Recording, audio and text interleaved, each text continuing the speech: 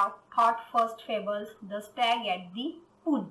Today I will going to teach you second fables, the dog in the manger. So let's start. Once a dog was looking for a nice and comfortable place to lie down. He came to the manger of an ox and jumped onto the hay to rest. First,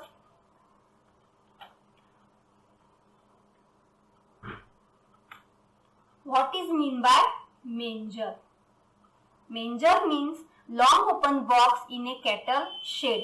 ऐसा box जिसमें गाय बैल का जिसमें चारा रखा जाता है. And second word है HAY, hay means cut and dry grass used as food for animals.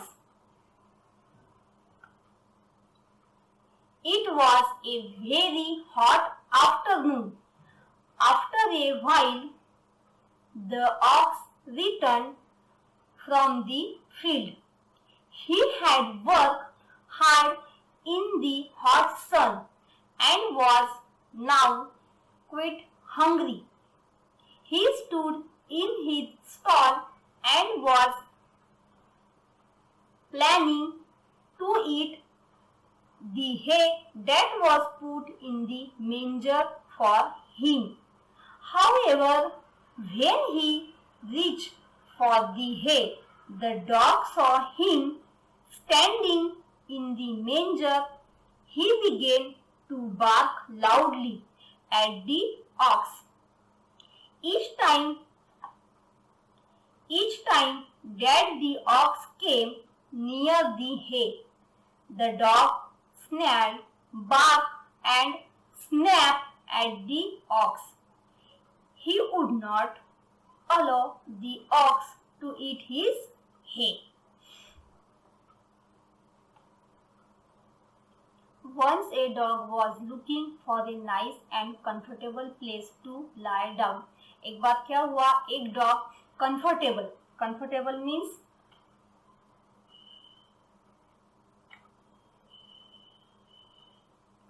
Means आरामदायक जगह ढूंढ रहा था. He came to the manger of an ox and jumped onto the hay to rest. जो aux का जो मेंजर था वो उस मेंजर में गया, वहां पर गया और वहां पर जंप यानी छलांग लगाकर वहां रेस्ट करने लगा, आराम करने लगा. It was a very hot afternoon.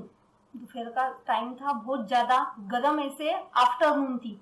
After a while the ox return from the field.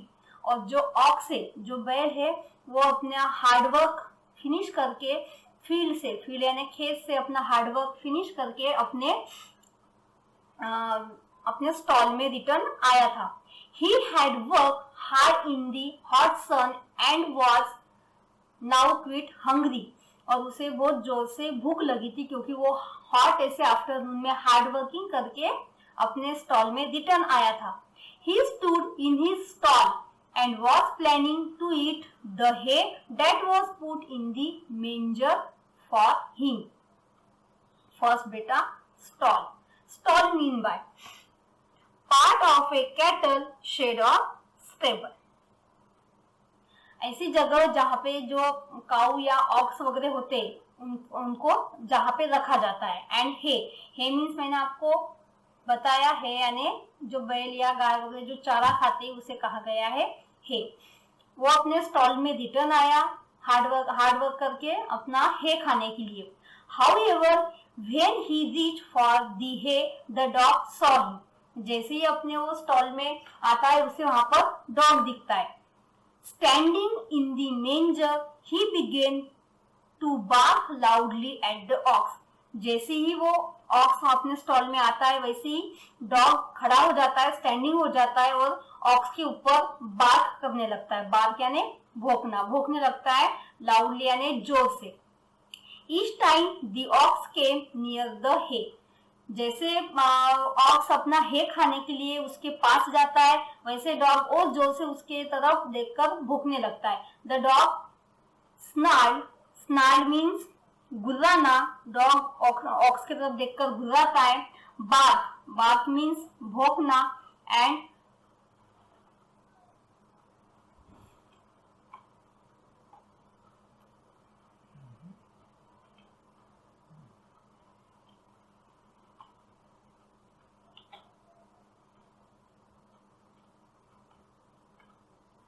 Snap, snap यानी जैसे दांतों को चबाना, यानी सामने वालों को जैसे दांतों को चबाते हुए दिखाकर डराना। एट दी ऑक्स, यानी इस तरीके से डॉग ऑक्स को डरा रहा था।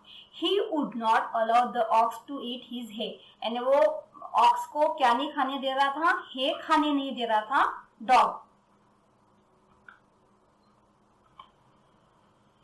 Oxen are generally peace-loving and patient animals, but finally the ox got upset and spoke firmly. Dog, if you wanted to share my dinner with me, I would not mind it, but you neither eat the hay nor allow me to enjoy it. It is of no use to you. Then why don't you let me have my favorite food? Don't begrudge others what you don't enjoy yourself.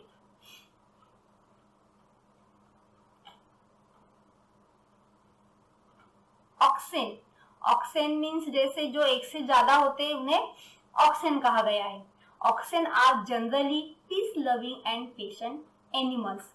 जो ox होते हैं ये generally ऐसे peace loving, यानी इन्हें जैसे ऐसे झगड़ा करना या इन्हें आराम से शांत इनका नेचर रहता है, स्वभाव रहता है, यानी सबर वाले, पेशेंट मीन्स सबर, सबर वाले एनिमल्स होते हैं। But finally the ox got upset and spoke firmly. लेकिन कैसे, जब जब ऑक्स अपना हे खाने के लिए उस मेंजर के पास आ रहा था, लेकिन डॉग उसके ऊपर भौंककर उसे वहां पे अपना चारा नहीं खाने दे रहा था।